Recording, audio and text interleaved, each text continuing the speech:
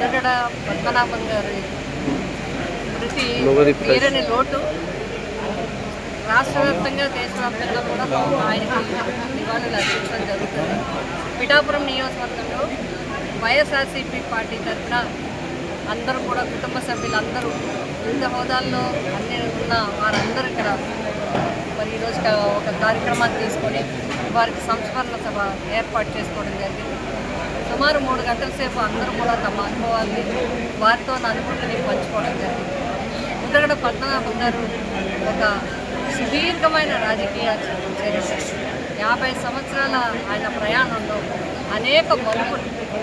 ఆయన రాజకీయంగా ఎమ్మెల్యేగా, ఎంపీగా, అదేవిధంగా ఒక మంత్రిగా, 2 సార్లు మంత్రిగా అనేక పదవులు నిర్వహించడం ఒక ఎత్తు అయితే, సామాజికంగా అనేక ఉద్యమాలు, అవి ప్రజలకి సంబంధించిన రైల్వే కావచ్చు, కరెంటు కావచ్చు, లేకపోతే రైతుల గురించి కావచ్చు, భూధానాల గురించి కావచ్చు, అన్ని విషయాల్లో కూడా ఒక ఉద్యమాన్ని తీసుకుని పట్టుదలగా ప్రభుత్వం దగ్గర నుంచి మరి ఫలితాలు పొందించే విధంగా పోరాటం చేయడం జరిగింది.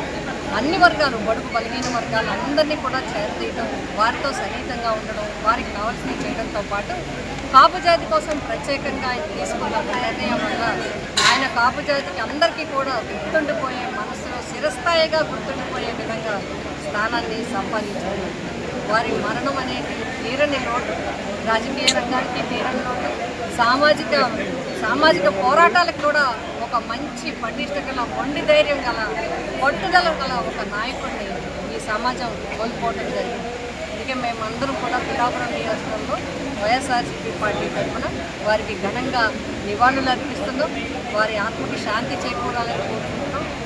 వారి కుటుంబ సభ్యులకి మనశ్శాంతి కల్పించాలి ఆ భగవంతుడిని కోరుకుంటున్నాం.